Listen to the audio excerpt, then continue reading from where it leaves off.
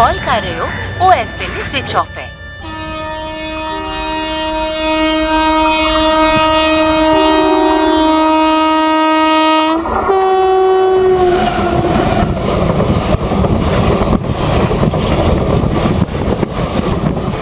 डकेरवाल की रेल पटरी से लगकर सतनाम का खेत है, वहाँ एक लाश पाई गई है। डकेरवाल पुलिस तुरंत वहाँ पहुँच जाए।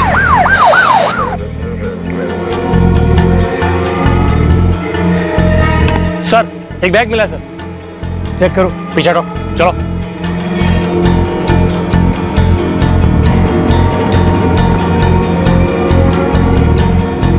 जेबें खाली हैं सर, कुछ नहीं मिला।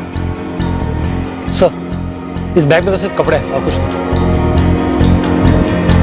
सर यहाँ एक बटुआ मिला है।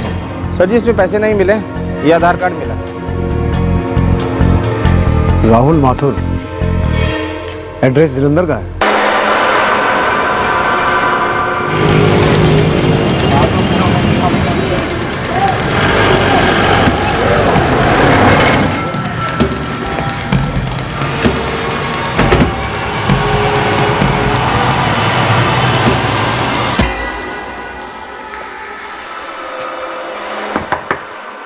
हाँ जी, कोई है घर पे? जी राहुल माथुर का घर यही है? हाँ, राहुल मेरा बड़ा बेटा है। इस वक्त कहाँ है वो तो कल रात में सीतापुर के लिए निकल चुका ट्रेन से। सीतापुर, उत्तर प्रदेश? हाँ, क्या बात क्या है? आपकी आखिरी बार कब बात हुई थी राहुल से? कल दोपहर में खाना खाकर निकला वो घर से, तकरीबन 2 बजे तक।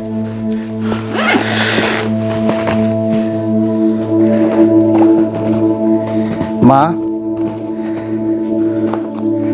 चलता हूँ माँ। देख बेटा, अगर बाबा की तबीयत बहुत ही बिगड़ गई हो तो तू सीधे लौटा, मैं चली जाऊंगी उनके पास। माँ, अगर बाबा की तबीयत ज़्यादा बिगड़ी होगी ना तो मैं उनको यहीं लेकर आ जाऊंगा। फिर मैं, आप और सुनील तीनों मिलकर बाबा का ख्याल रखेंगे। यही आपका बेटा राहुल माथुर? हाँ, लेकिन ये कार्ड आपके पास? आपका दूसरा बेटा सुनील नाम बताया आपने, उसका घर पे है? वो तो ड्यूटी पे है अभी। ठीक है। क्या बात है, बताएंगे भी आप? आप सुनील को फोन कर दीजिए, आप दोनों को तुरंत हॉस्पिटल आना होगा। हॉस्पिटल? क्यों? क्या क्या हुआ राहुल को? ठीक तो है ना?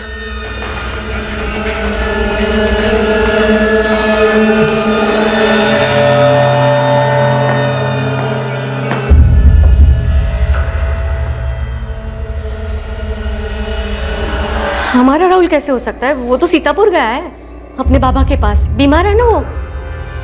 हमारा राहुल नहीं है ये। चल सुनील, अपना राहुल नहीं है ये, चल। सुनील,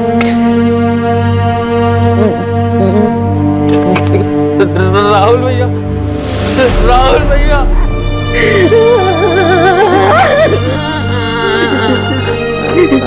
सर जी पूरा खेत 2 घंटे तक छान मारा, अभी भी 2 बंदे लगे हुए हैं, लेकिन ना तो मोबाइल मिली ना कुछ और। सर विक्टिम की मदर और छोटे भाई सुनील ने बॉडी को आइडेंटिफाई कर लिया है। वही है राहुल माथुर, जलंधर का? जी हाँ सर, वो कल दोपहर को अपने घर से सीतापुर उत्तर प्रदेश जाने के लिए रवाना हुआ था, ट्रेन पकड़ने वाला था। सीतापुर में इसका बाप रहता है, बीमार है, उसे देखने जा रहा था। पर संधू, हमें उसकी लाश डकेरवाल से मिली, जो जलंधर सिटी रेलवे स्टेशन से थोड़ी दूरी पर है। अब ये बंदा जलंधर सिटी रेलवे स्टेशन से ट्रेन पकड़ने के बजाय डकेरवाल क्यों गया हो?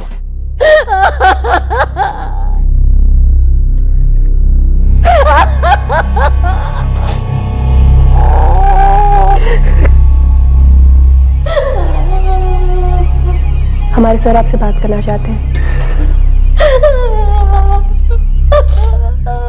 सर राहुल भैया जब घर से निकले थे तब मैं घर पे नहीं था, मैं सुबह ही काम के लिए निकल गया था, पर मुझे ये मालूम है कि उनकी रात की ट्रेन थी। देखो सुनील, तुम्हारे भाई का मर्डर हुआ है, हमें तुमसे और तुम्हारी माँ दोनों से बात करनी है। सर माँ बिल्कुल बात करने की हालत में नहीं है। उनसे हम बाद में बात कर लेंगे, पर फिलहाल हमें तुमसे बात करनी होगी। पोस्टमार्टम रिपोर्ट के हिसाब से राहुल का मर्डर 10 से 12 घंटे पहले हुआ है, मतलब कल शाम 7 और 9 के बीच। राहुल भैया की ट्रेन 9:30 बजे की थी, बनारस के लिए। कहाँ से? अपने जलंधर सिटी रेलवे स्टेशन से। लेकिन हमें राहुल की लाश डकीरवाल के खेत में मिली है, तो राहुल डकीरवाल क्यों गया होगा? सर ये सब तो मुझे नहीं मालूम, लेकिन 2 दिन पहले हमारे बाबा का फोन आया था। राहुल, मुझे लगता है मैं ज्यादा दिन जी नहीं पाऊंगा बेटा। बाबा ऐसी बातें मत करो आप। मैं तुझे, तेरी माँ को और सुनील को कोई तकलीफ नहीं देना चाहता था, लेकिन अब ये तकलीफ मुझसे सही नहीं जा रही है बेटा। बाबा मैं आ रहा हूँ ना आपके पास, मैं आपका ख्याल रखूंगा और जरूरत पड़ी तो मैं आपको यहाँ लेकर आऊंगा। जल्दी आ जा बेटा। राहुल, मैं चली जाती हूँ। नहीं माँ, सुनील को तेरी जरूरत है यहाँ। लेकिन तेरा काम? वो मैं हितेश को समझा दूंगा, वर्कर्स को भी समझा दूंगा, उसकी टेंशन नहीं है। पर अगर बाबा की तबीयत ज्यादा खराब हुई तो उनको सीधे यहीं ले आऊंगा। लेकिन बेटा वो नहीं मानेंगे। तब की तब देखेंगे ना माँ। फिर ऐसा हुआ तो कुछ दिनों के लिए तुम चली जाना। भैया मैं चलूँ क्या आपके साथ? नहीं नहीं, तू क्यों छुट्टी लेगा, काम पे ध्यान दे। मैं जाता हूँ ना बाबा के पास। और पैसे हैं ना आपके पास? मैंने जमा किए थे कुछ 15,000 रुपए, साथ ले जाऊंगा, बाबा को दे दूंगा। राहुल भैया बाबा के पास जाने के लिए निकले थे सर, पापा इंतजार कर रहे होंगे सर।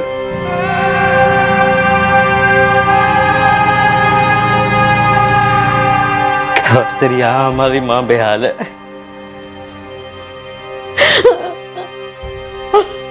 राहुल भैया बहुत अच्छे इंसान थे सर, उनकी तो किसी से कोई बैर भी नहीं थी, कभी कुछ नहीं थी सर। मेरे लिए तो वो मतलब हीरो समझिए सर। करते क्या थे तुम्हारे राहुल भैया? फर्नीचर के कॉन्ट्रैक्टर थे। फर्नीचर के कॉन्ट्रैक्टर? अलग अलग शोरूम वगैरह के फर्नीचर के कॉन्ट्रैक्ट उठाते थे और फिर अपने आदमियों के साथ पूरा करते थे। पारितोष, ये शनिवार तक रेडी हो जाएगा ना? हाँ राहुल भाई, आज तक कभी ऐसा हुआ है कि ऑर्डर टाइम पे नहीं रेडी हुआ? पारितोष राहुल भैया का दाहिना हाथ था। और हितेश कौन है? दोस्त है राहुल भैया का सर, उनके साथ ही वो काम किया करते थे और उन्हीं ने नहीं सिखाया भी।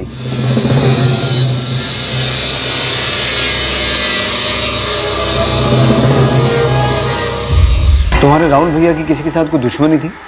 कभी कोई झगड़ा वगड़ा हुआ हो?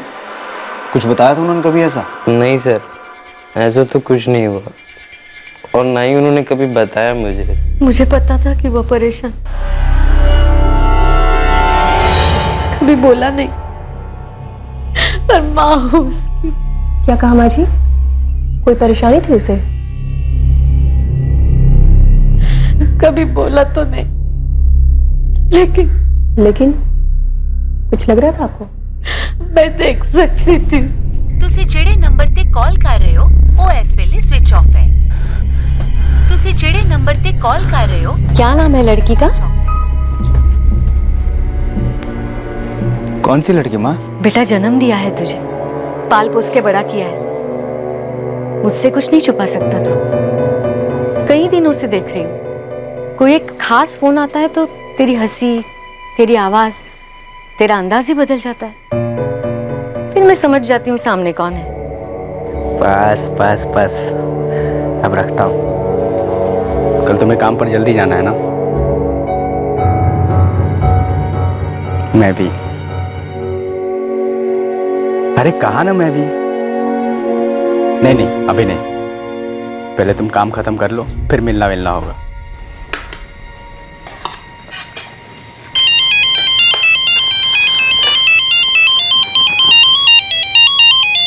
माँ अभी आया मैं, 2 मिनट। हर गए माँ। राहुल भैया मैं ना काम के चक्कर में खाना पीना छोड़ के चले जाते हैं। काम वाम का चक्कर नहीं है ये। मतलब? ठीक है बेटा, नाम मत बता। कोई तकलीफ है? झगड़ा हुआ है उससे? नहीं, कभी बोला नहीं, ना लड़की का नाम बोला, तकलीफ बताई। सुनील, तुम्हें कभी राहुल ने इस बारे में कुछ कहा? मेरे साथ सिर्फ काम की ही बात करते थे और कुछ नहीं।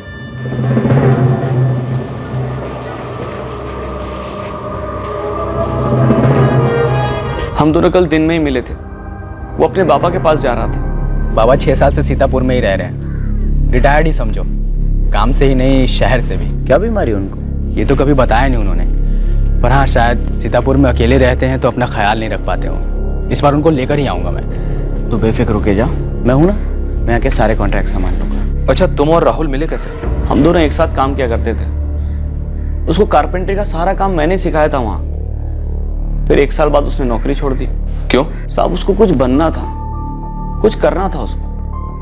वो अपना खुद का बिजनेस स्टार्ट करना चाहता था, फर्नीचर कॉन्ट्रैक्ट का। उसने बहुत मेहनत की, अपना खुद का बिजनेस स्टार्ट किया। फिर 1 महीना पहले मैं उससे मिला और उसने मुझे अच्छी तनख्वाह में अपने साथ काम करने के लिए कहा। फिर मैंने भी नौकरी छोड़ दी और उसके साथ काम करना शुरू कर दिया। ये सूरज चौहान कौन है? काम सीखते हुए कुछ ज्यादा कमाई नहीं हो पाएगी तेरी। मंजूर है ना साहब? हितेश सुन, सूरज जी हमारे बॉस थे साहब, जहां हम दोनों काम किया करते थे। अच्छा, हमारे पास एक नंबर है 4445674889। इस नंबर से राहुल को शाम को 6:30 बजे कॉल आया था और तकरीबन रात को 9 बजे उसका कत्ल कर दिया गया। पहचानते हो इस नंबर को?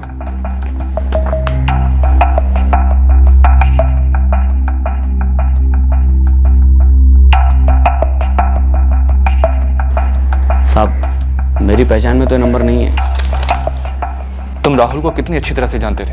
मतलब सर? मतलब कोई लड़की वड़की का चक्कर या उसकी कोई गर्लफ्रेंड? सर, गर्लफ्रेंड तो थी, पर बात कहाँ तक पहुंची थी ये नहीं पता। उसकी गर्लफ्रेंड थी, ये कैसे पता चला? साहब, जब हम दोनों सूरज जी क्या काम करते थे, उसको रोज एक लड़की का फोन आता।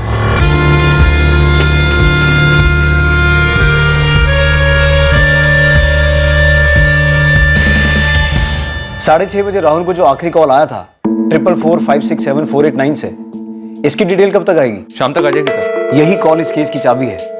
शायद इसी कॉल के बाद राहुल ने अपना प्लान चेंज किया था। प्लान चेंज किया था? मतलब सर? मतलब यही संधू कि जलंधर सिटी रेलवे स्टेशन से ट्रेन लेने की बजाय वो डकीरवाल गांव क्यों गया? अपने बड़े बेटे के आने का इंतजार कर रहा बीमार बालकिशन उसकी मौत की खबर आने से पूरी तरह से टूट गया।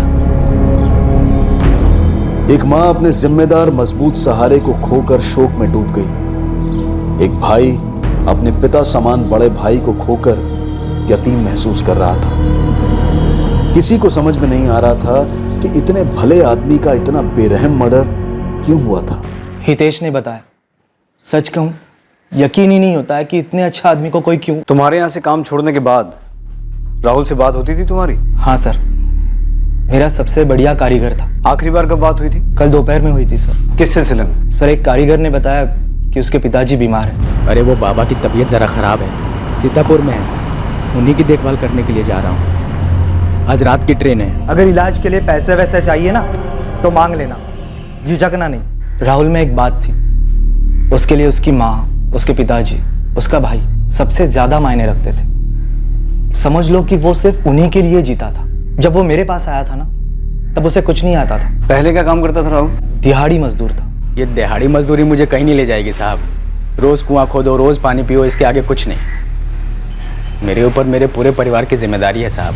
देख भाई, काम सीखते हुए कुछ ज्यादा कमाई नहीं हो पाएगी तेरी। मैं महीने के 2500 के ऊपर नहीं दे पाऊंगा। मंजूर है ना साहब? मुझे बस हुनर सीखना है। हितेश सुन। जी सूरज भाई। देखिए, राहुल है, ये आज से तेरे साथ काम करेगा। इसे काम सिखाओ। सर, सिर्फ 3 महीने में ये ऐसा काम सीख गया था कि पता ही नहीं चलता था कि फर्नीचर हितेश ने बनाया कि राहुल ने। लेकिन फिर भी तुम उसे महीने के सिर्फ 2500 ही देते थे? सर, शुरुआत के 3 महीने 2.5 देता था, तब उसका भाई सुनील घर संभालता था। लेकिन सर, 3 महीने के बाद राहुल मेरा सबसे कीमती कारीगर बन गया था। और सर, फिर 1 साल के बाद खुद कॉन्ट्रैक्ट उठाने के काबिल बन गया। फिर अपना अलग सा बिजनेस भी शुरू कर दिया उसने। कोई लड़की थी राहुल की लाइफ में? एक लड़की थी जी। सुना है कि मेरे किसी क्लाइंट के ऑफिस में काम करती थी। मतलब मजदूर फुसफुसाते थे। राहुल ने सामने से कभी कुछ बोला नहीं। सर, वो नंबर 4445674889 जिस नंबर से राहुल को लास्ट कॉल आया था। हो कहाँ तुम? मुझे तुम्हारे घर का भी नहीं पता। कितना ढूंढा मैंने, कितने चक्कर काटे मोहल्ले के। खैर, कैसी हो तुम? सर, ये नंबर किसी मनवीर वालिया के नाम पर है। जलंधर का एड्रेस है। और अभी वो नंबर स्विच ऑफ है? जी हाँ सर। एड्रेस पे जाके पता करो। मनवीर वालिया का एड्रेस उन्हीं गलियों में कहीं था जहां राहुल किसी को खोज रहा था।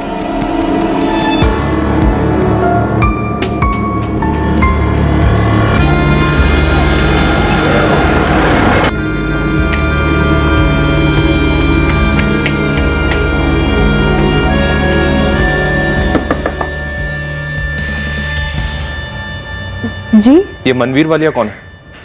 मेरे पापा जी है। 444567 आपका नंबर है? हाँ जी। स्विच ऑफ है? ना मैं ज़्यादा इस्तेमाल नहीं करता। वो क्या है ना जी कि फालतू के फ़ोन बहुत ज़्यादा आते हैं, इस करके मैं अपना फ़ोन ज़्यादातर ऑफ ही रखता हूँ जी। तो फ़ोन रखते क्यों हैं आप? ना फ़ोन मेरा है, मैं जो मर्जी करूँ। वैसे बात क्या है जी? आप थाने चलिए हमारे साथ।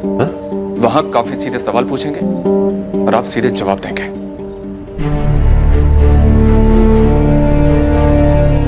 सरासर झूठ है ये। 14 जुलाई की शाम को मैंने किसी राहुल माथुर को फोन नहीं किया। ये जो फोन रिकॉर्ड्स है ना जी, ये हम इंसानों की तरह नहीं होते। ये झूठ नहीं बोलते, ये वही बताते हैं जो हुआ है। और हुआ ये है कि 14 जुलाई की शाम को 6:30 बजे आपने राहुल माथुर को फोन किया था। अब आप आगे बताओ क्या हुआ, कहाँ बुलाया था उसे, कैसे मारा? सर जी कमाल की बात कर रहे हैं आप लोग। मतलब आप खुद सोचिए, हम भला किसी को क्यों बुला के मारेंगे? आप लोग पहले ये बताइए, आप लोग राहुल माथुर को जानते हैं क्या? नहीं, हम लोग नहीं जानते इसको। झूठ है ये। आप लोग राहुल माथुर को जानते हैं क्या? हम लोग नहीं जानते इसको। झूठ है ये। ये बात झूठ है कि मेरी फैमिली राहुल को नहीं जानती, लेकिन हाँ ये बात बिल्कुल सच है कि मेरी फैमिली कभी राहुल से मिली नहीं है। कोमल, इसके अलावा भी कुछ सच है? पापा जी के फोन से मैंने राहुल को फोन किया था।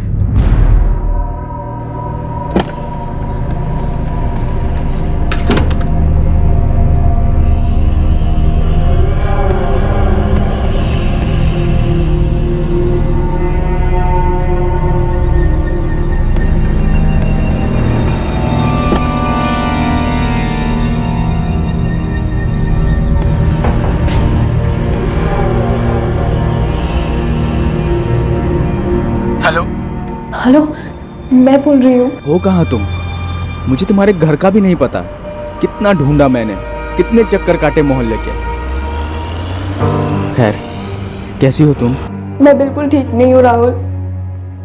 पापा जी और भैया ने मेरी जॉब छुड़वा दी है। मैंने तुम्हारे ऑफिस में फोन किया था। भैया ने मेरी सैलरी कलेक्ट कर ली और मुझे घर से बाहर जाने ही नहीं दे रहे। फिर हम मिलेंगे कैसे कोमल? मुझे कुछ नहीं पता राहुल। पापा जी अभी वॉक के लिए गए हैं और गलती से फोन यहाँ पे छोड़ दिया, तब जाके मुझे फोन मिला और तुमसे बात कर रही हूँ। मेरा फोन भी छीन गया राहुल। अच्छा कोमल, मैं कुछ दिनों के लिए सीतापुर जा रहा हूँ।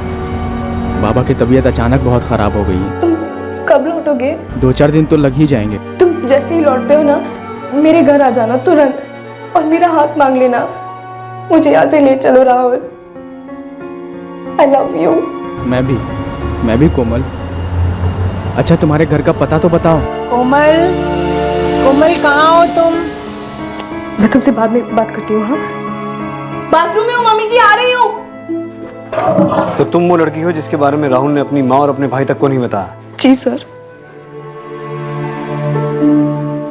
मैं मान ही नहीं सकती कि राहुल अब है ही नहीं।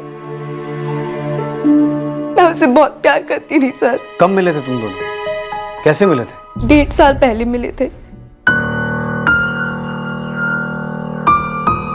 मैडम ये आपके ऑर्डर के सारे चेयर्स और साइड टेबल चिरंजीत साहब को बता दीजिएगा। रुकिए, मैं एडमिन में से किसी को बुलाती हूँ। जी।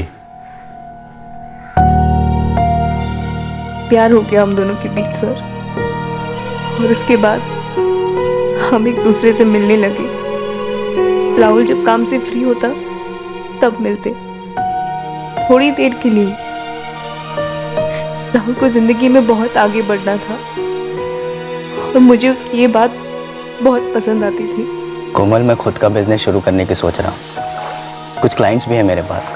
अब तुम खुद फर्नीचर की कॉन्ट्रैक्ट लोगे? हाँ, ऐसा ही कुछ। पर मुझे पहले से 6 गुना ज़्यादा मेहनत करनी पड़ेगी। अलग अलग किस्म के काम करने होंगे। तुम कर लोगे, आराम से कर लोगे।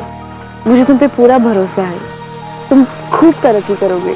और जिस भी दिन मुझे लगने लगेगा ना कि मैं माँ बाबा, सुनील, सबका ख्याल अच्छे से रख पा रहा हूँ, हम लोग अपनी नई जिंदगी शुरू कर सकते हैं, उसी दिन मैं तुम्हारे घर आऊँगा और तुम्हारे घर वालों से तुम्हारा हाथ मांगूंगा। मुझे उस दिन का इंतजार रहेगा राहुल। पर इससे पहले कि राहुल हमारे घर आता, मंजीत भैया हमारे बीच आ गए। माँ और सुनील तो इतने खुश हैं मेरे पहले कॉन्ट्रैक्ट की पेमेंट से। मैं भी राहुल, मैं भी बहुत खुश हूँ। आज हमने होटल से खाना मंगवाया है। काश मैं भी वहाँ पे होती।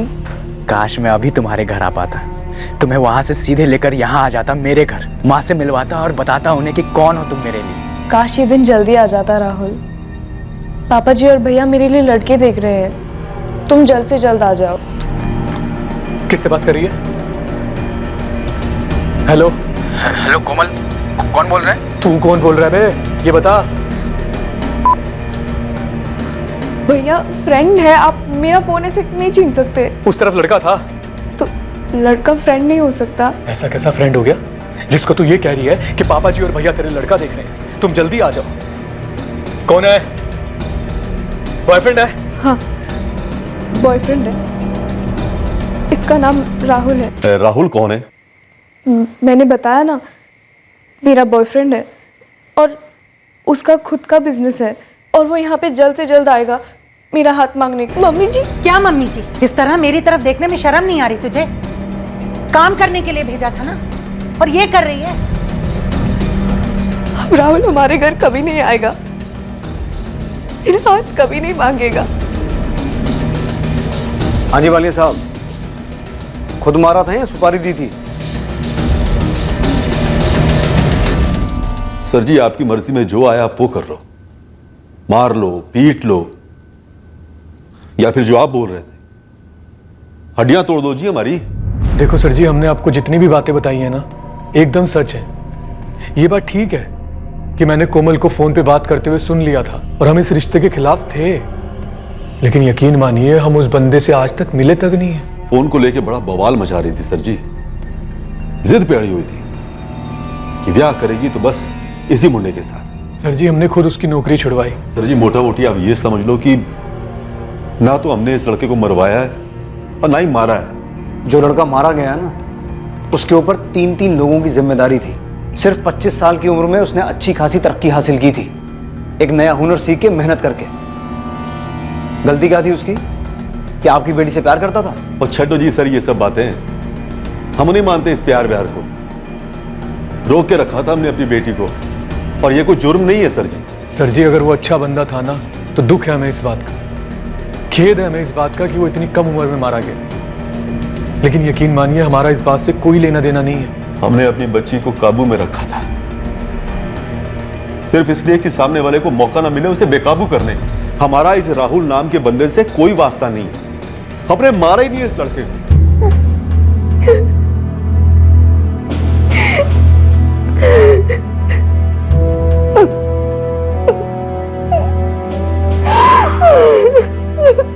मैंने मन में ही राहुल को अपना जीवन साथी मान लिया था, मेरा पति, मेरा दोस्त, मेरा सब कुछ। लेकिन अभी ऐसा नहीं हो सकता, राहुल ही नहीं है। तुम्हें तुम्हारे पापा जी और भाई के बारे में कुछ मालूम है? कुछ पता है तुम्हें? तुमने कभी कुछ देखा हो या सुना हो? यही बताने के लिए मैं यहाँ पे आई हूँ। मेरे पापा जी और मेरे भैया ने मेरे साथ बहुत ही बुरा बर्ताव किया है, बहुत ही सख्त है मेरे साथ। मेरा फोन छीना, जॉब छुड़वा दी, लेकिन उन्होंने कभी भी राहुल के बारे में कुछ नहीं पूछा। ये नहीं पूछा कि राहुल का एड्रेस दे दो या फोन नंबर या कुछ भी। मेरे राहुल को किसी और ने मारा है सर। तुम्हारे राहुल को किसने मारा है? मुझे नहीं पता सर, लेकिन मैं इतना जरूर जानती हूँ कि पापा जी और भैया ऐसा नहीं कर सकते। फोन रिकॉर्ड्स और फोन लोकेशन से ऐसा कुछ भी सामने नहीं आया जो कोमल के पिता और भाई को शक के दायरे में ले आए। शक की सुई अब कोमल के भाई से खुद राहुल के भाई पर जा टिकी, पर उसके खिलाफ भी पुलिस को कुछ नहीं मिल सका। हितेश, जिसने हाल ही में राहुल के साथ काम करना शुरू किया था, वो भी शक के दायरे से बाहर पाया गया जब उसके सारे रिकॉर्ड्स क्लीन आए।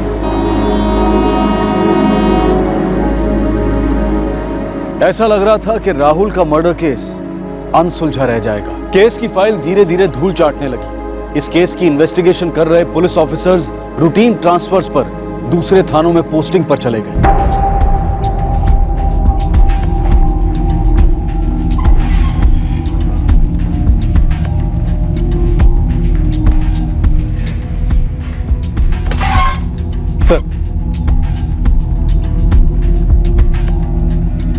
पूरे केस पेपर पढ़ दिए नरेश? जी सर। विक्टिम राहुल माथुर के भाई सुनील माथुर का, मां कौशल्या का और हितेश चौबे का, जिसे विक्टिम ने 1 महीने पहले ही काम पे रखा था। और वो जो लड़की इन्वॉल्व थी वो? कोमल सर, विक्टिम की गर्लफ्रेंड। उसका स्टेटमेंट भी पढ़ा। उसके पिता मनवीर का और भाई मंजीत का, सबके स्टेटमेंट पढ़े सर। इन्वेस्टिगेशन में कोई गैप्स? नहीं सर, सब कुछ बायदा बुक ही हुआ। सबके कॉल रिकॉर्ड्स निकाले गए, इंटरोगेशंस हुई और सबके पीछे खबरी लगाए गए। सब क्लीन सर। पर मर्डर तो हुआ है नरेश। अब किसी ने किया है या करवाया है ये हमें पता नहीं। राहुल ने सुसाइड किया होगा क्या? सुसाइड ऑलमोस्ट इम्पॉसिबल है सर। राहुल अपने करियर में आगे जा रहा था। जिन लोगों के स्टेटमेंट रिकॉर्ड में है उनके मुताबिक राहुल एक जिम्मेदार और एम्बिशियस किस्म का बंदा था, सेल्फ मेड मैन। और वैसे भी पोस्टमार्टम रिपोर्ट सुसाइड को रूल आउट कर चुकी। सर राहुल उस वक्त सीतापुर उत्तर प्रदेश जा रहा था अपने बीमार पिता की देखभाल करने। ऐसे में वो सुसाइड क्यों करेगा? सुसाइड वाला एंगल हम इजीली रूल आउट कर सकते हैं। पॉइंट है, लेकिन स्टेटमेंट से यह भी पता चलता है कि राहुल हताश होकर अपनी गर्लफ्रेंड का घर ढूंढ रहा था, भटक रहा था गलियों में। हाँ सर, उसने कोमल को बताया था कि वो उसे ढूंढ रहा था और उसे एड्रेस नहीं मिला। राहुल का छोटा भाई, क्या नाम है उसका? सुनील। सुनील राहुल से कम सक्सेसफुल है। राहुल की मौत से सुनील को कुछ फायदा हुआ है क्या? सर ये गरीब परिवार है। राहुल ही था जो हाथ पैर मार के कुछ कर रहा था और उसने कोई पूंजी प्रॉपर्टी नहीं बनाई थी जिससे सुनील को कोई फायदा पहुंचे। नरेश, ये रॉबरी कम मर्डर का केस लगता है। राहुल अपने पिता के इलाज के लिए 15,000 रुपए कैश लेकर जा रहा था। हाँ सर, सुनील ने अपने बयान में यही कहा है। कहीं ऐसा तो नहीं है कि 15,000 रुपए और एक मोबाइल के लालच में किसी ने राहुल का मर्डर कर दिया?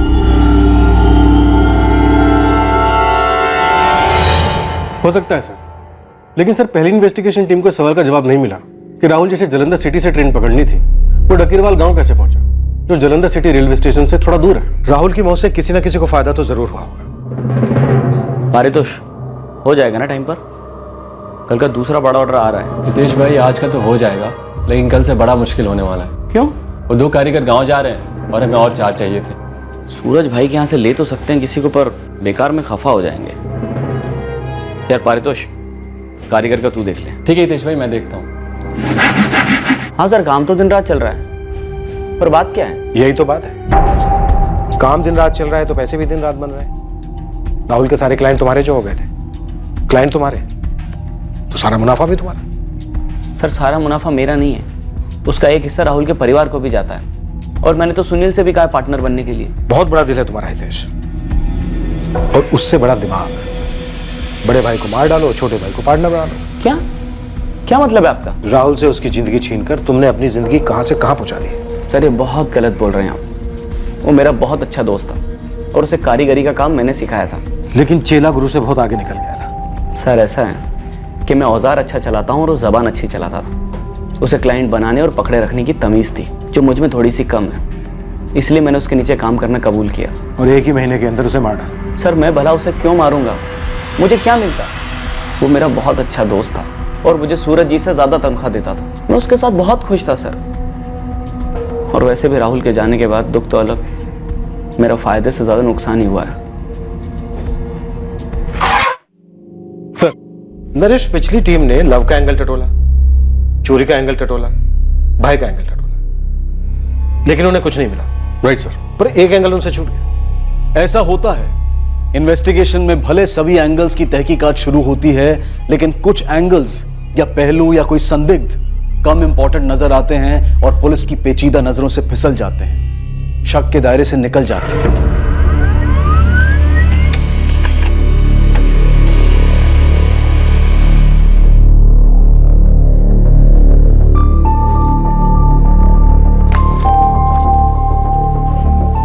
तारीख है 14 जुलाई 2016।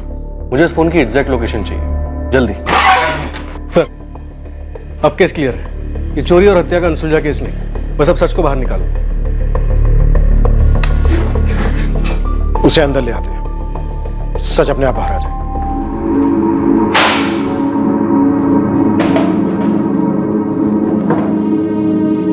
हो जाओ शुरू।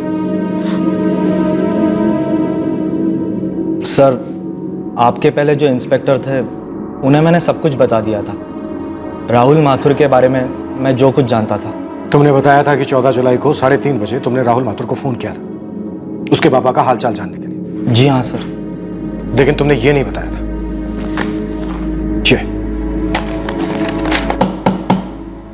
ये रही तुम्हारे फोन की लोकेशन रिपोर्ट। क्या समझा तुमने हमें? हाँ, तुम्हारे फोन की लोकेशन रिपोर्ट राहुल माथुर के फोन की लोकेशन रिपोर्ट से मैच करती है। ये उस दिन तुम्हारा फोन रघुनगर में था, जिस मोहल्ले में राहुल माथुर का घर, और उसके बाद पूरे रास्ते तुम्हारे फोन की लोकेशन राहुल माथुर के फोन की लोकेशन से मैच करती है, जब तक तुम लोग डकीरवाल गांव नहीं पहुंच जाते। उसके बाद 9:30 बजे राहुल माथुर का फोन स्विच ऑफ हो जाता है हमेशा के लिए, लेकिन तुम्हारा फोन कुछ देर तक वहीं मंडराता रहता है। फिर तुम्हारा फोन अकेले जलंधर वापस आ जाता है। अरे वो बाबा की तबीयत ज़रा ख़राब है, सीतापुर में है, उन्हीं की देखभाल करने के लिए जा रहा हूँ। आज रात की ट्रेन है। अरे रात की ट्रेन है ना, तो अभी मिलते हैं 5 मिनट के लिए। कुछ बात है क्या? थोड़ा परेशान हूँ इस वक्त। अरे यार मेरे पास में कुछ ज़्यादा काम आ गया है, सोच रहा हूँ थोड़ा तू ले ले। देख कुछ अरेंजमेंट कर लेते हैं यार। हाँ, वैसे भी अभी मैं तेरे मोहल्ले में हूँ, मिल ले 5 मिनट के लिए।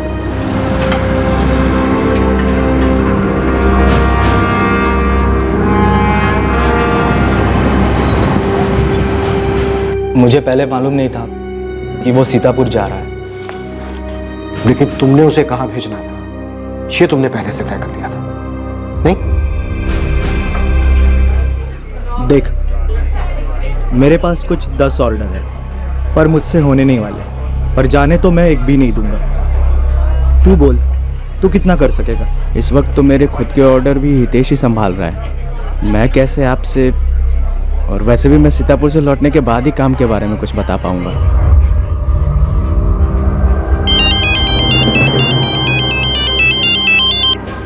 हेलो हेलो, मैं बोल रही हूँ। कोमल, कहाँ हो तुम?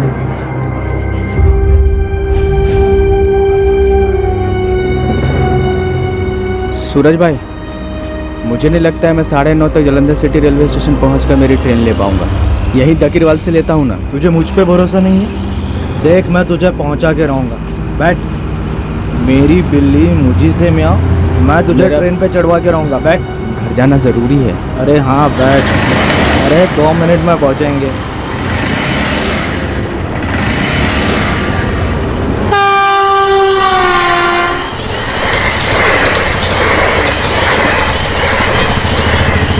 अरे सूरज भाई, यहाँ कहाँ? अरे बस 2 मिनट। क्या है, टैंक फुल है, थोड़ा हल्का हो लेता हूँ।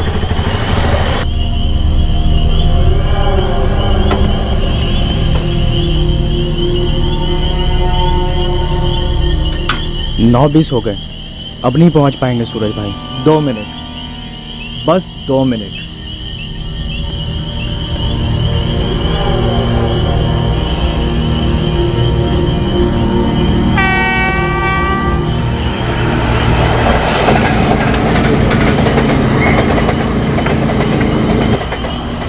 अब तो नहीं पहुंच पाएंगे। तू तो जरूर पहुंचेगा राहुल। तुम्हें उससे जलन हो रही थी सूरज, उसे क्लाइंट पर क्लाइंट जो मिल रहे थे। मेरे क्लाइंट सर, सारे के सारे मेरे क्लाइंट। साले की उंगली पकड़कर उसे काम सिखाया और उसने 1 साल के अंदर खुद का बिजनेस शुरू कर दिया। गुनाह है हा? खुद का बिजनेस शुरू करना गुनाह है? क्लाइंट चुराना गुनाह है, कारीगर चुराना गुनाह है। सर, उसने तो हितेश को भी मुझसे छीन लिया। हितेश जैसा कारीगर पूरे जलंधर में नहीं मिलेगा, पर उसे दुगनी तनख्वाह का लालच दिया, छीन लिया। इसलिए तुमने राहुल को जान से मार डाला। और कोई चारा भी तो नहीं था मेरे पास। क्या करता मैं? उसके सामने हाथ जोड़कर भीख मांगता कि राहुल मेरे क्लाइंट लौटा दे, राहुल हितेश को वापस छोड़, राहुल मेरे कारीगर मुझसे मत छीन। क्या करता मैं? हर फील्ड में, हर बिजनेस में कंपटीशन होता है सूरज। बिजनेस में सफाया भी तो होता है सर। बड़ी बड़ी कंपनियां छोटी कंपनी को खत्म कर देती है। मेरा तो एक छोटा सा बिजनेस है। राहुल बड़ा बिजनेसमैन था। अरे वो भी तो एक छोटा सा फर्नीचर का कॉन्ट्रैक्टर था तुम्हारी तरह। वो मेरी तरह कभी हो ही नहीं सकता था। पैरों की जूती को कोई सर पर नहीं रखता है इंस्पेक्टर साहब। नरेश, सूरज, एक छोटी सी कहानी सुनाता हूं तुम्हें। एक बार बादशाह अकबर ने एक लकीर खींची ऐसे, और बीरबल से कहा कि बीरबल इसे बिना मिटाए छोटी बना दो। तो पता है बीरबल ने क्या किया? बीरबल ने उसके पास एक और लकीर खींची ऐसे, बिना मिटाए।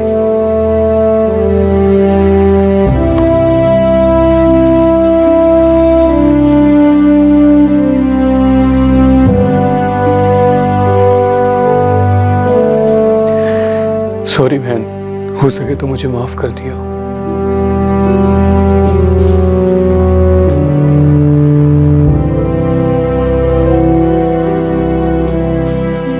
राहुल तो उस सूरज को अपना गुरु मानता था ना।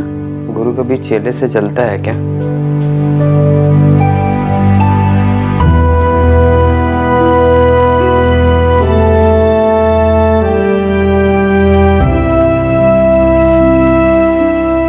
बिजनेस में एम्बिशियस होना, अवसर का लाभ उठाना कोई गुनाह नहीं है। बेहतर तनख्वाह के लिए कोई नौकरी छोड़कर दूसरी पकड़ लेना पहली कंपनी के साथ बेवफाई नहीं है। लेकिन काम के क्षेत्र में नैतिकता की परिभाषा हर दूसरे इंसान के लिए अलग होती है। हम सब जीवन में तरक्की करना चाहते हैं, ज्यादा से ज्यादा पैसा कमाना चाहते हैं। हम सब ने अपना एक सही और गलत का स्टैंडर्ड बनाकर रखा है जो समय और अनुभव के साथ बदलता भी रहता है। इस क्षेत्र में एकाग्रता, इंटेग्रिटी वो है जो इंसान खुद पालता है, ना कि वो जिसकी उम्मीद वो दूसरों से करता है। लेकिन कंपटीशन मिटाने के लिए, बिजनेस में हुए लॉस का बदला लेने के लिए किसी की हत्या करना, ये कदम वो लकीर पार करता है जहां गुनहगार को सजा उसका ज़मीर नहीं बल्कि इस देश का कानून देता है और कड़ी से कड़ी सजा देता है।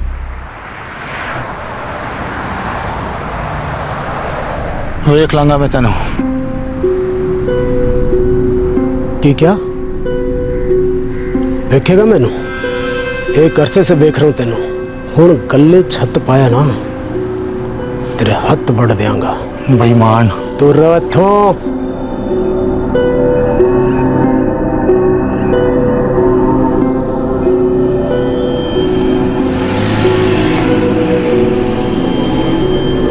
अब दोनों भाइयों के बीच फिर से झगड़ा हो गया जी।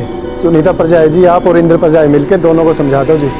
अगर ऐसे चलते रहा तो टापा बंद करना पड़ेगा। ऐसी बात ना कर भूपी, मैं गल करती हूँ इंदर से, देखते हैं इन दोनों के बीच का मसला कैसे सुलझा सकते हैं।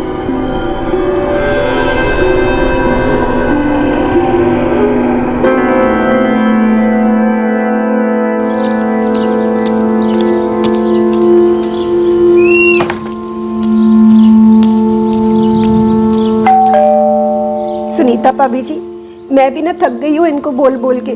बहुत हो गई लड़ाई कुलजीत प्राजी से। मेरा भी वही हाल है इंदर, मुझे समझ में नहीं आती कि कुलजीत जी इस बात को क्यों नहीं समझ रहे हैं। अर्जुन भाई साहब उनके छोटे भाई कोई दुश्मन थोड़ी ना है।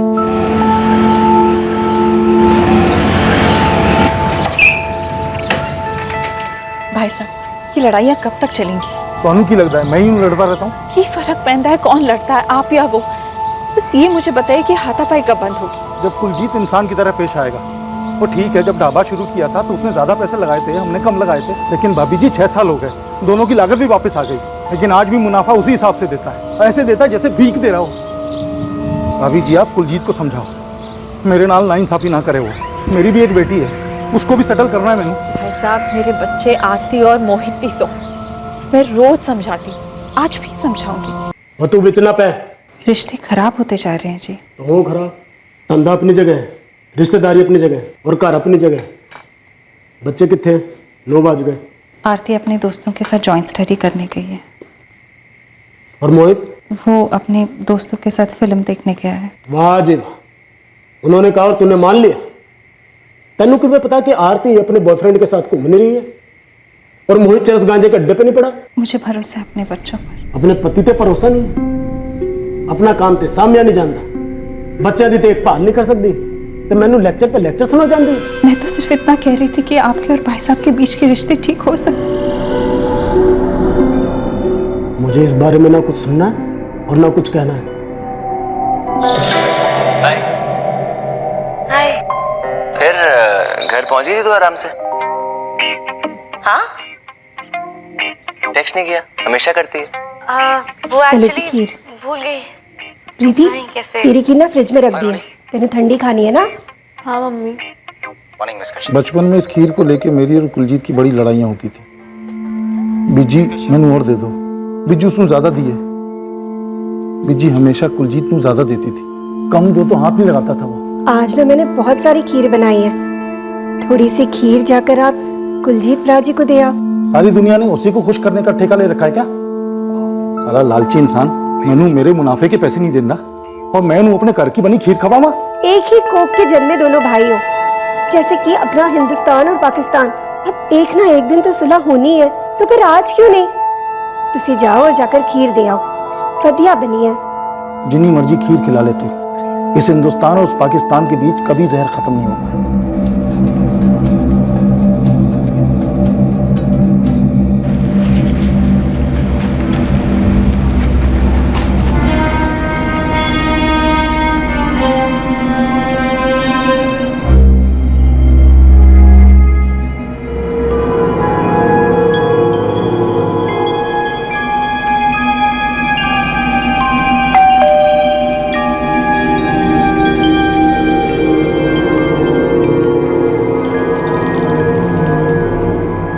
इंदर ने खीर भेजी कुलजीत के लिए।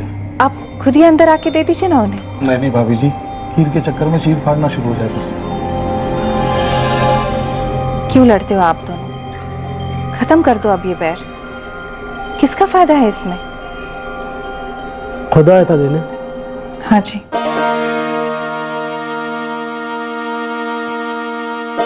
पता है,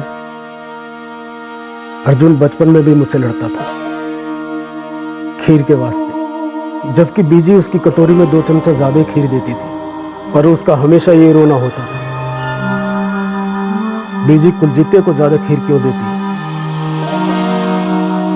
ढाबे के मुनाफे का भी यही मसला है। आप दोनों क्यों अपने जिद पे अड़े हुए हैं? एक बार आमने सामने बैठ के साफ साफ बात क्यों नहीं कर लेते? क्यों नहीं खत्म करते इस मामले को?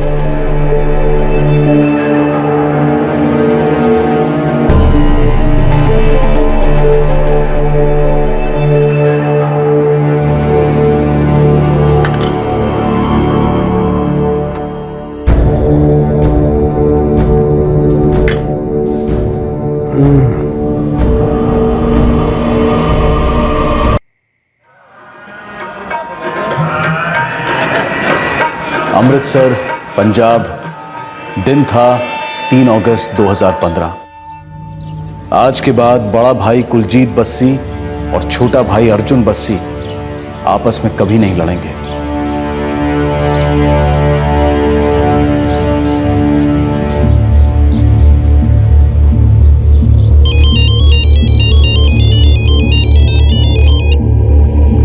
हेलो। हेलो, सत श्री अकाल अर्जुन भाई साहब। सत श्री अकाल भाभी जी। कुलजीत को खीर पसंद आई? खीर तो बहुत पसंद आई भाई साहब, लेकिन आपके पाजी हैं कहाँ?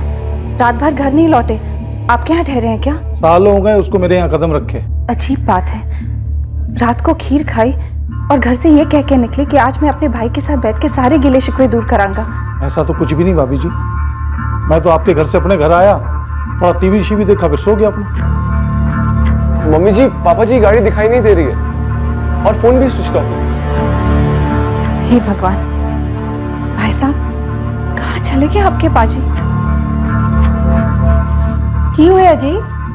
बहकी बहकी गल कर रही हैं भाभी जी। कहती हैं कल रात कुलजीत यहाँ आने के लिए निकला था मेरे नाल सुलह करने वास्ते, और फिर घर नहीं लौटा। पर मैंने तो लगा कि खीर देने के बाद आप प्राची के साथ टहलने निकले थे। कुछ भी बके जा रही है तू, मैं तो कुलजीत को मिला भी नहीं। भाभी जी के हाथ में खीर पकड़ा के अकेले गया था टहलने, अकेले। मुझसे तो ये कह के निकले थे कि मैं टहलने जा रहा हूँ और अर्जुन से भी मिलांगा। आज किसी भी हालत में सारे गिले शिकवे दूर करके ही घर लौटांगा। कितने बजे होंगे तब? कुछ 9:30 पौने 10 के आसपास। सुनीता, मैं जरा टहल कर आता हूँ। जी।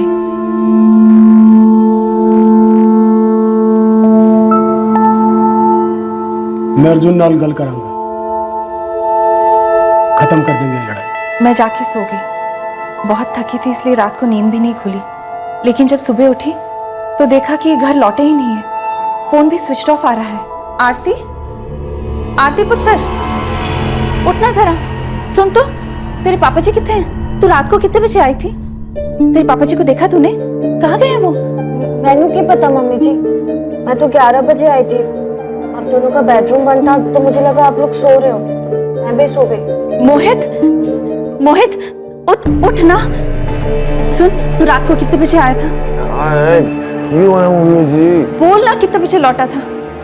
लेट आया था, 1 के आसपास। पापा जी को देखा तूने? नहीं। फिर सुबह मोहित ने बताया कि उनकी कार कहीं दिखाई नहीं दे रही है और फोन भी स्विच ऑफ है। तो मैंने लगा कि शायद टाबे पे चले गए होंगे, तो मैंने वहाँ भूपी को फोन लगाया, लेकिन भूपी ने भी कहा कि वो वहाँ पहुंचे ही नहीं। सर, कुलजीत बस्सी का फोन अभी भी स्विच ऑफ आ रहा है। सुबह से ही स्विच ऑफ आ रहा है जी। मैंने कितनी बार ट्राई किया। आरती, जब रात 11 बजे तुम घर लौटी तो तुम्हारे पापा की कार कंपाउंड में पार्क थी? मैंने पता नहीं सर, वो मैंने ध्यान से नहीं देखा था। वो मैं थोड़ी डरी हुई थी। क्यों डरी हुई थी तुम? सर, वो जॉइन स्टडी के वास्ते मैं अपनी क्लासमेट के यहाँ गई थी। वहाँ थोड़ा लेट हो गया। मैंने लगा कि मम्मी पापा बरस पड़ेंगे, इस वास्ते मैंने अपनी कीज निकाली। मैं चुपचाप घर में एंटर हुई और सीधे अपने कमरे में जाकर सो गई। मैंने कार के बारे में तो सोचा ही नहीं। मोहित, तुम 1 बजे घर आए तो तुमने नोटिस नहीं किया कि कंपाउंड में पापा की कार है या नहीं? नहीं सर, मैंने भी नोटिस नहीं किया। मुझे तो बहुत ज़्यादा लेट हो गया था। मैंने चुपचाप एंट्री ली और फौरन सो गए। थोड़ा भी शोर होता तो पापा जी जाग जाते, फिर बवाल होता, सवाल पर सवाल। वो तो घर पर थे ही नहीं, है ना स्मिता? जी सर, मुझे तो कुछ भी समझ में नहीं आ रहा है। दरअसल हम चारों के पास अपनी अपनी डुप्लीकेट चाबियां हैं और वो भी अपनी चाबी लेके गए थे।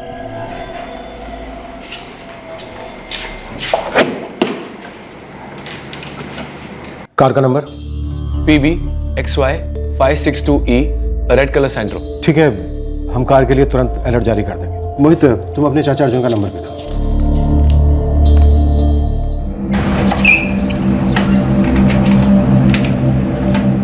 सत श्री अकाल भाजी। सत श्री अकाल। कुलजीत की कोई खबर? जी नहीं अर्जुन पाजी, साडा दिल तो बड़ा घबरा रहा है जी। ऐसे कैसे कहीं चले गए? आज तक तो ऐसा कदों नहीं होया सी। ये तो चिंता दी गल है यार, कभी किया नहीं ऐसा।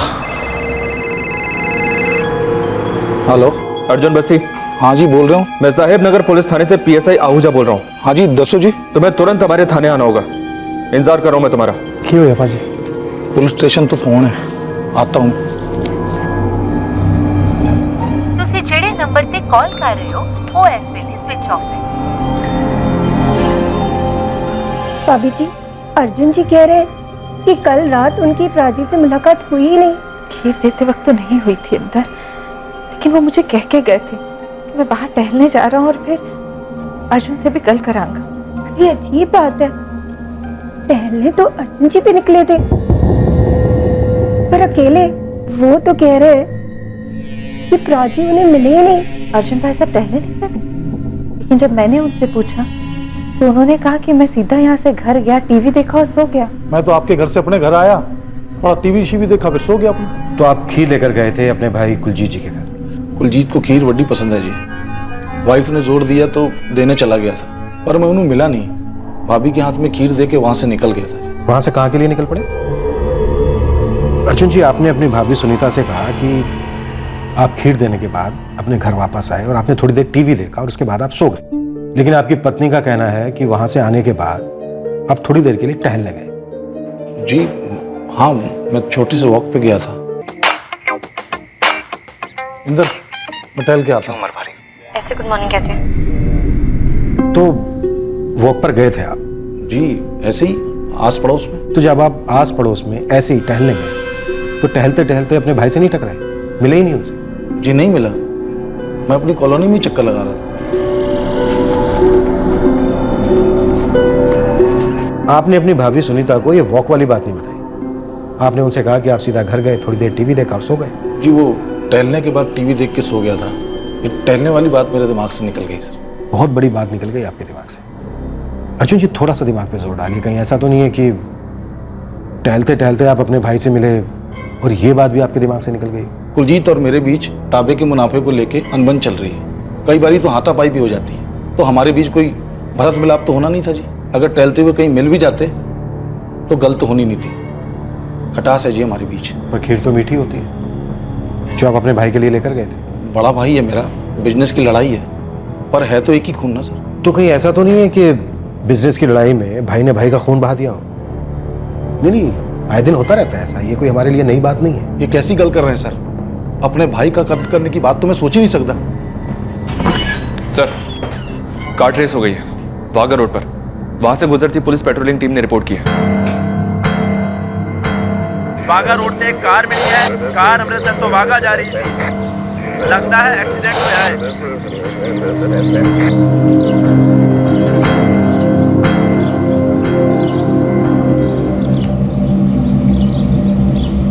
सर, हमारी पेट्रोल टीम जब बॉर्डर से वापस आ रही थी तभी उन्होंने ये गाड़ी और लाश देखी। उनके अकॉर्डिंगली ये एक्सीडेंट केस है सर।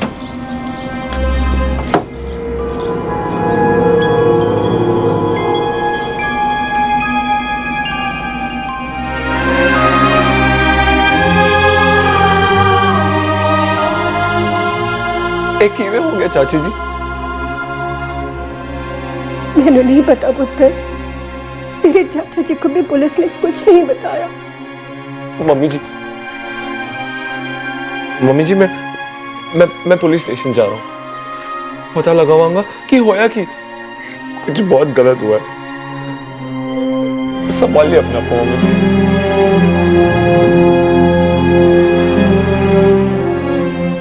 दो भाइयों में बिजनेस को लेकर अनबन है। एक रात छोटा भाई अपने बड़े भाई की पसंदीदा चीज खीर लेकर उसके घर जाता है। बड़ा भाई खीर खाने के बाद अपने छोटे भाई से सुलह करने के लिए अपने घर से निकलता है और अगले दिन सुबह उसकी लाश मिलती है उसी की गाड़ी में, बॉर्डर के रास्ते पर। सर, कल दोनों भाइयों के बीच ढाबे पर काफी घमासान हाथापाई भी हुई है। इसमें नया क्या है? अर्जुन ने खुद कहा होती थी, उसकी पत्नी उसकी भाभी ने कहा होती थी, ढाबे के मैनेजर ने कहा है कि होती थी। लेकिन सर, खीर तो रोज नहीं खाई जाती थी।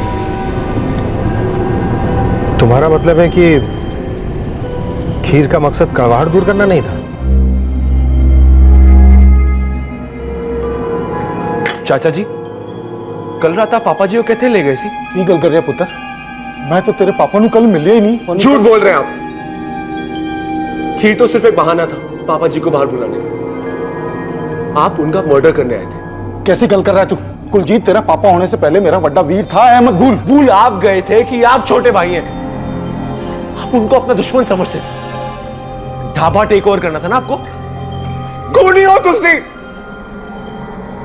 Accidental death? ना, मर्डर। गले में कांच के टुकड़े घुस गए हैं और इसमें कोई दो राय नहीं है कि मौत गला घुटने से हुई है। गला दबाकर मरा गया? हाँ, और एक बात। क्या? मौत स्ट्रैंगुलेशन से हुई है, नो डाउट। लेकिन अगर गला दबाया नहीं जाता तब भी मौत होती। कैसे? पॉइजन। हमें विक्टिम के खून में जहर के ट्रेसेस मिले। मौत को 12 घंटे से ज्यादा हो चुके हैं, तकरीबन 12-18 घंटे के बीच। कल 2 अगस्त की रात को कुलजीत 9:30 पौने 10 के करीब अपने घर से निकला और घंटे भर के अंदर ही उसको मार डाला गया। पापा जी उठो ना, पापा जी उठो ना।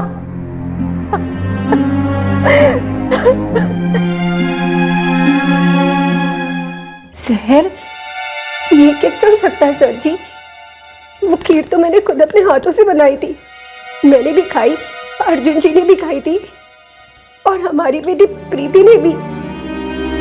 सर, मैंने भी वो खीर खाई थी और अगर इस खीर में सच में जहर होता तो हमें भी तो अफेक्ट होता ना। देखिए अंदर जी, हम ये नहीं कह रहे कि खीर में जहर आपने मिलाया था, पर खीर तो आपके ही पति लेकर गए थे ना। वो तो मैंने ही उनसे जिद की थी कि वो खीर ले जाए, सुलह होने में मदद होगी। ये क्यों हो गया जी? कैसे हो गया? इस सवाल का जवाब तुमसे बेहतर कौन दे सकता है अर्जुन? जहर अपने साथ लेकर गए थे ना, रास्ते पर मिला है ना खीर में।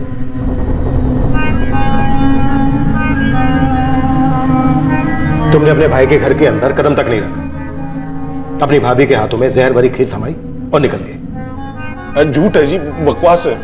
मैंने खीर में कोई जहर नहीं मिलाया जी। अर्जुन, कोई और कुलजीत को क्यों मारना चाहेगा? तुम्हें ढाबे के मुनाफे में बराबर का हिस्सा चाहिए था ना, जो सोचा भाई को ही रास्ते से हटा देता हूं, सारा मुनाफा मेरा। नहीं सर जी, मैंने सिर्फ अपने हक का मुनाफा चाहिए था, जो आधा होता है, और अपने हक के वास्ते मैं अपने बड़े भाई का खून नहीं कर सकता जी। तुम्हारे साथ कौन लोग थे और कितने पैसे दिए तुमने उन्हें? मैंने किसी ने कोई पैसे वैसे नहीं दिए जी। मैं बताता हूं, 3 लोग थे। सर, फॉरेंसिक टीम ने पहली रिपोर्ट रेडी कर दी है। रिपोर्ट के मुताबिक गाड़ी में कुलजीत के अलावा 3 और लोगों की उंगलियों के निशान हैं। कार के अंदर लाश देखते ही मुझे भनक लग गई थी कि एक्सीडेंटल डेथ का केस नहीं है और ये किसी एक आदमी का काम भी नहीं है। मैंने सिर्फ इतना पता है जी कि मैंने खीर में कोई जहर नहीं मिलाया। मैंने कुलजीत का कत्ल नहीं किया जी। मैं तो कल रात उन्हें मिला ही नहीं। कल रात जब तू टहलने के लिए गया तब अपने भाई से मिला।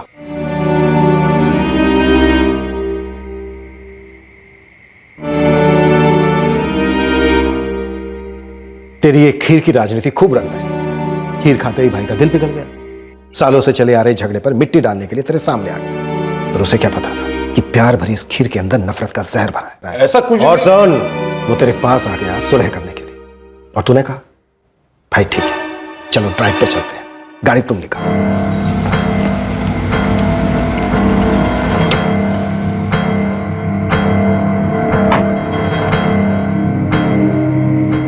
फिर रास्ते से तूने 2 बंदों को उठाया होगा। वाघा रोड पर पहुंचते पहुंचते कुलजीत का होश जाने लगा होगा और जैसे ही उसका होश गया होगा तूने मौका देखकर गला दबा दिया होगा। फिर गाड़ी की टक्कर कराई। तुम तीनों ने मिलकर इस मर्डर को एक एक्सीडेंट दिखाने की कोशिश की।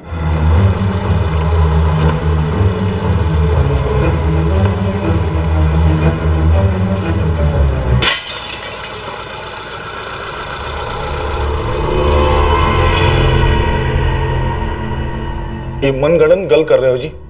आप सोचिए कुलजीत गड्डी क्यों नहीं खालता जी। हम एक ही कॉलोनी में रहते हैं। रात का वक्त था, आसपास कोई था नहीं, हम कहीं भी बैठ के गल कर सकते थे। गल कर सकते थे, कत्ल कैसे करते? प्लान तो तूने कत्ल करने का बनाया था और फिर शहर के बाहर एक्सीडेंट का नाटक कैसे करते? देख अर्जुन बस्सी, थोड़ा टाइम दे रहा हूं तुझे। आराम से, शांति से, ठंडे दिमाग से सोच ले और उसके बाद अपना स्टेटमेंट। सर जी मैंने अब तक जो कहा वही सच है जी।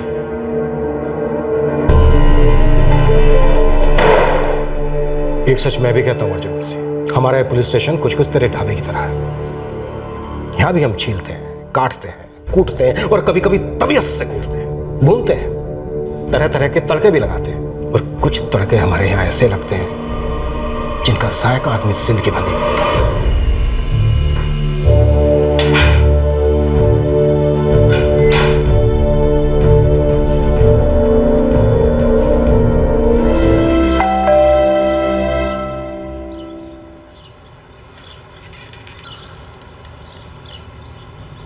चाची तुसी जाओ है तो मैनू तेरी मम्मी नाल गल करनी है।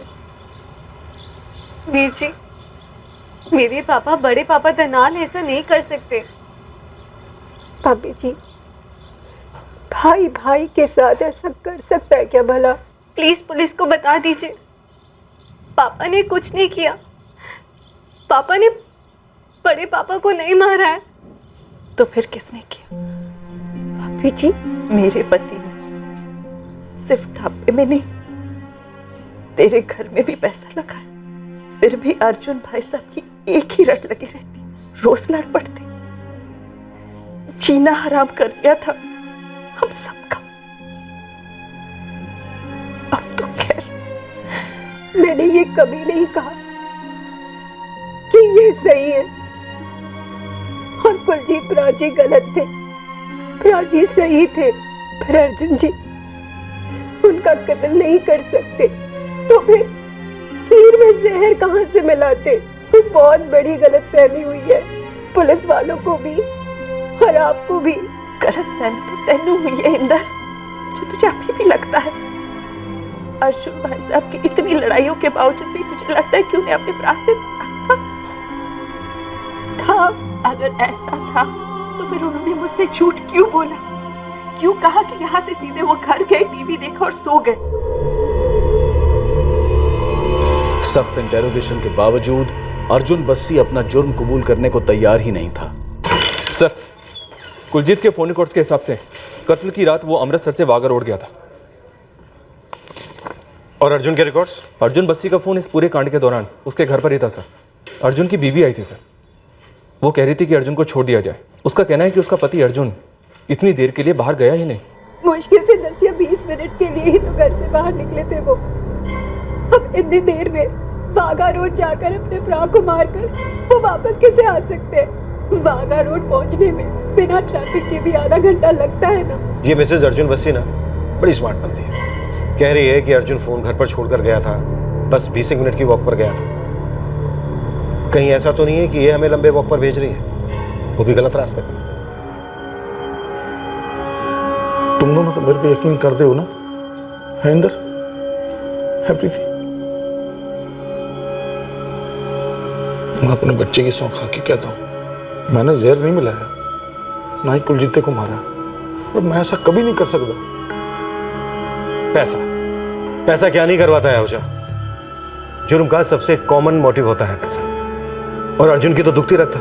उसके हिसाब से उसका बड़ा भाई कुलजीत उसे उसके हक के पैसे नहीं दे रहा था। शायद ये दोनों सिर्फ कहने के लिए भाई थे। इन दोनों का असली रिश्ता पैसों के साथ था। जी हाँ सर, और वैसे भी इन दोनों के बीच भाइयों वाला रिश्ता नज़र तो नहीं आता।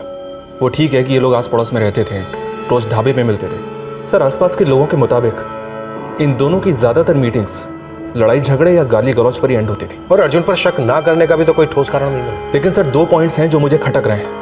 पहला, कुलजीत ने अपनी पत्नी से कहा कि वो वहां अर्जुन से मिलने के लिए जा रहा है, सुलह करने। मैं अर्जुन नाल गल करांगा,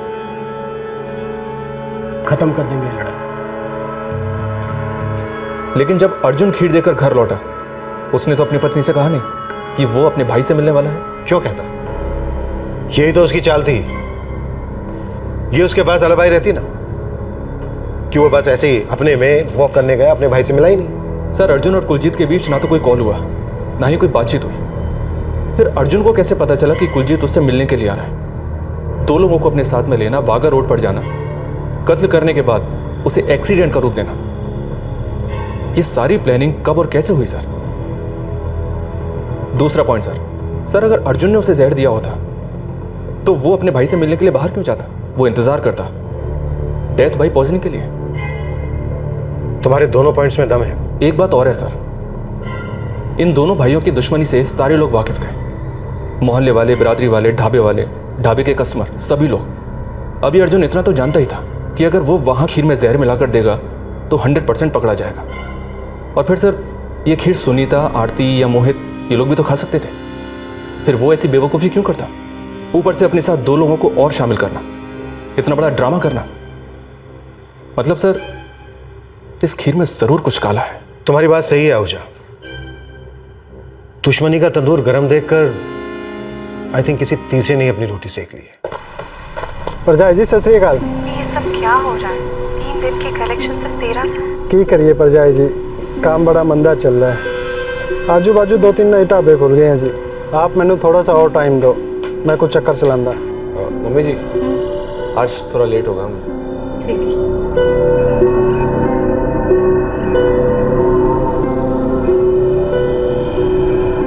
क्या इस बात की संभावना थी कि किसी ने 2 भाइयों के बीच की दुश्मनी का फायदा उठाया था? या सच्चाई यह थी कि अर्जुन बस्सी एक बहुत ही शातिर खिलाड़ी था और वो पुलिस को गुमराह करके एक अलग ही एंगल पर सोचने के लिए मजबूर कर रहा था? लेकिन यह अलग एंगल क्या हो सकता था?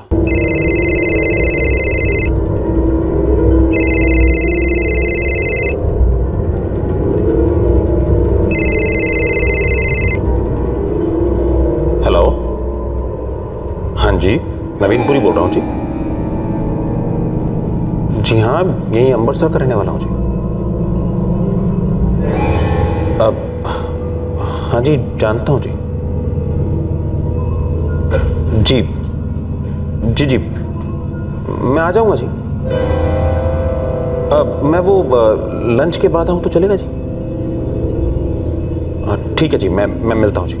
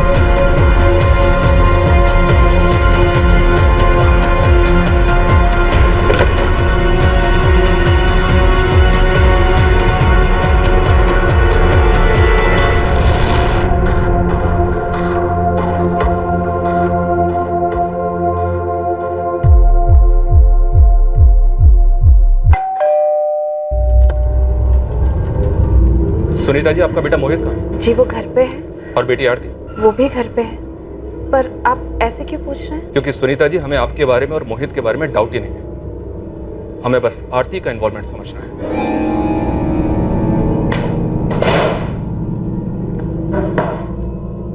हम लोगों ने आप लोगों को शक के बिना पर गिरफ्तार नहीं किया, बल्कि पूरे दावे के साथ गिरफ्तार किया है कि तुमने अपने पिता और आपने अपने पति की हत्या की है। पोस्टमार्टम रिपोर्ट ने खीर के जहर को तो छांट निकाला, लेकिन मेरा इंटरेस्ट है उस जहर को जानने में जो तुम लोगों के अंदर बुलबुला रहा था। ना, ये तो कतई मत कहना कि सच कह रहे हैं हम लोगों ने कुछ नहीं किया, बेकसूर है हम लोग। वो सब फास्ट फॉरवर्ड हो चुका है। जिस आदमी ने एक्सीडेंट का ड्रामा रचने में तुम लोगों की मदद की, तलचीत सिंह, वो आदमी इस वक्त हमारी कस्टडी में है। हेल्पर नंबर 2 जितेश वर्मा, अभी तक हमारे हाथ नहीं लगाए, पर कोई बात नहीं, बहुत जल्दी अंदर हो। हमें आपके देवर के खिलाफ कोई सबूत नहीं मिले, लेकिन कई ऐसी बातें थीं जो इस तरफ इशारा कर रही थी कि शायद आपने मर्डर करवाया हो।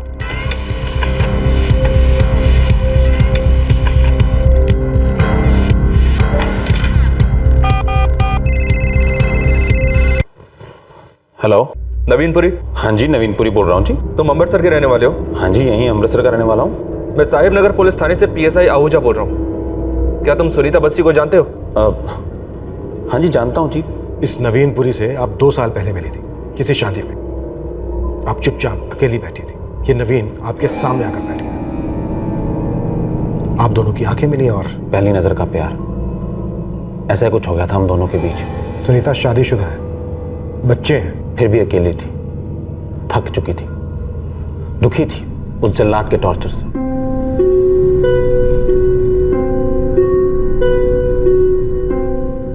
कौन है जिदे नाल तू गल्ला करती और मेरे आते ही फोन काट देती? कोई भी तो नहीं, वो मेरी कॉलोनी वाली सहेली, उसका फोन था। सहेली? जी। सहेली का नाम की नवीनपुरी?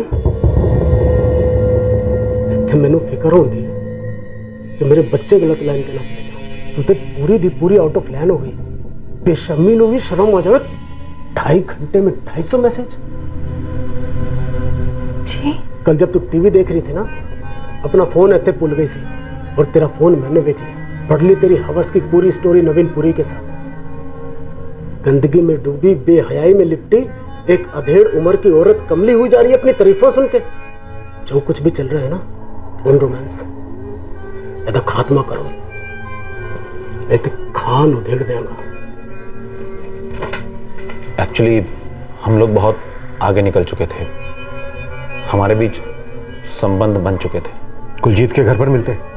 जी, बच्चों के और कुलजीत के घर से बाहर जाने के बाद, लेकिन फिर वो मैसेजेस पकड़े जाने के बाद हमारा मिलना बहुत मुश्किल हो गया। तो मिलने में आसानी रहे इस वजह से तुमने कुलजीत को मरवा दिया? नहीं सर, मैंने ऐसा कुछ नहीं किया। मैं जानता हूँ सर, कुलजीत मारा गया था, लेकिन इसमें सुनीता का इन्वॉल्वमेंट है ये मुझे नहीं पता था। श्योर? कोई अंदाजा नहीं था? अब भी सर, मुझे इस बारे में कोई आइडिया नहीं था। और सर, अगर सुनीता इस सब में इन्वॉल्व है तो मैं क्या कहूँ सर, बहुत गलत किया उसने सर। बहुत गलत, बहुत शौकी। इसलिए नहीं कि आपने इतना बड़ा कदम उठाया, बल्कि इसलिए कि इस कत्ल में आपका साथीदार कोई और नहीं बल्कि आपका बेटा था, मोहित। सर, और एक झूठ सामने आया है। क्या? ये कुलजीत बस्सी का बेटा मोहित, इसने बताया था कि 2 अगस्त की रात को 1 बजे घर वापस लौट कर आया था, जबकि 9:30 बजे से ये रामकिरण कॉलोनी अपने घर में ही मौजूद था। 9:30 बजे से लेकर 1 बजे तक मोहित अपने घर पर ही था? नहीं सर, 11 बजे तक। उसके बाद इसकी location Wagah road crime scene पर थी। 2 अगस्त की रात को 8:45 बजे इसने अपने दोस्त दलजीत को फोन किया और उसके बाद दलजीत और मोहित दोनों क्राइम सीन पर थे सर। इसका मतलब जहर घर में ही था? घर में और घर वालों में सर। घरेलू जहर था, है ना? उस रात अगर अर्जुन खीर लेकर आपके घर नहीं आता तो भी वो कुलजीत की आखिरी रात होती, नहीं? मोहित साडा जानी दोस्त है और ये कुलजीत बस्सी तो मतलब उसकी जानदार दुश्मन बन गया था। कैसे? इतना शक, इतनी सख्ती कि बंदा सांस भी ना ले पावे सर जी। ये जहर का आइडिया कहाँ से है? सर, आइडिया उनके दिमाग में आया, जहर की शीशी में लेके आए सर जी। तो उस रात मोहित की मम्मी उसके पापा को खिलाने वाली थी, कब कैसे वो मैंने नहीं पता सर। एक बात बताओ, ये जहर किसने बनाया? सर, ये तो मुझे नहीं पता सर। ये जहर किसने बनाया? 2 अगस्त की रात को 1 बजे घर वापस लौट कर आया था, जबकि 9:30 बजे से ये रामकिरण कॉलोनी अपने घर में ही मौजूद था। श्योर? कोई अंदाजा नहीं था? नवीन, उसे पता चल गया है। लेकिन अब क्या करेंगे? कुछ नहीं, थोड़ा सख्ती से पेश आ रहा था मेरे नाल। अब हम यहाँ घर पे नहीं मिल सकते, कहीं बाहर मिलना होगा।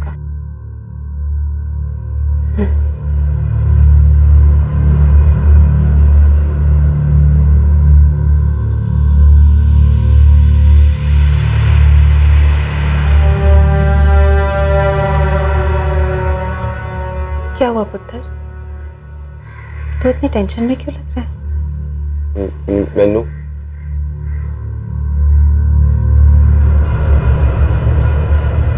आपका टेंशन पता है मम्मी जी। क्या पता है तुझे? बोलना, क्या पता है तुझे? नवीन पुरी जो यहाँ आते रहता है, लेकिन इस सब में गलत क्या है? आपने जो किया वो सही तो किया। ऐसे शैतान नाल आपने इतने साल कैसे काट दिए मम्मी जी? मैं उनके नाल, उनके मुट्ठी में, उनके नीचे नहीं जी सकता। हर चीज की एक लिमिट होती है मम्मी जी। मतलब उनसे बात करो तो गाली, पैसे मांगो तो गाली, हर चीज में उनकी मनमानी। मम्मी जी, मैनू, तुहानू और शायद आरती इस जेल से निकलना हो। इस आदमी नू हमारी जिंदगी से निकालना होगा।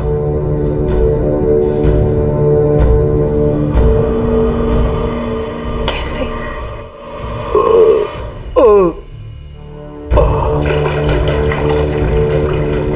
2 अगस्त की रात को कुलजीत बस्सी के कत्ल की सारी प्लानिंग उसकी पत्नी और बेटे ने कर ली थी। उस रात सुनीता को कुलजीत की लस्सी में जहर मिलाना था। घर की घंटी बजी।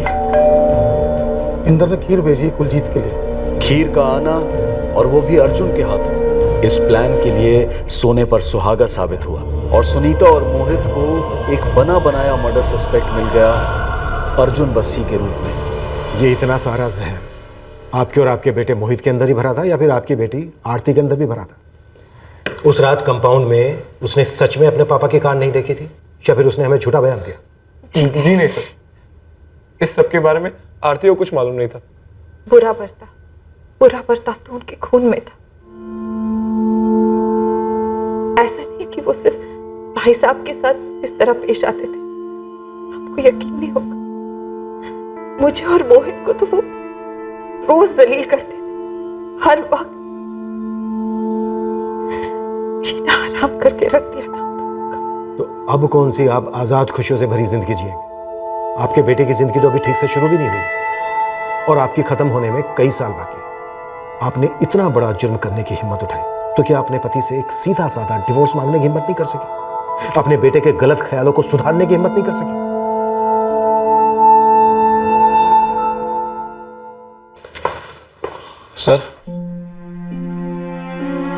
सर मैंने आपसे कहा था ना कि हमारी लड़ाई है, पर इन्हीं भी नहीं कि मैं उन्हें जहर दे दूं।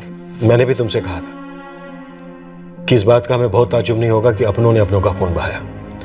इस केस में पहले हमें लगा कि एक भाई ने एक भाई को जहर दिया, पर देर आए दुरुस्त आए। एक माँ और बेटे ने मिलकर अपने पिता और पति को जहर दिया।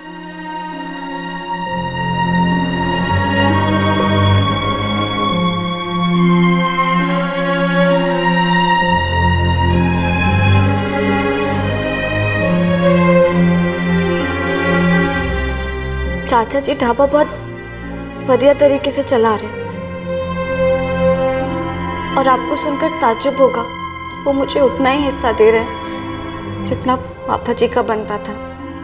मम्मी जी, माना कि पापा थोड़े सख्त थे, पर क्या वो वाकई ऐसे थे जिसके लिए आप और भैया इस हद तक चले गए?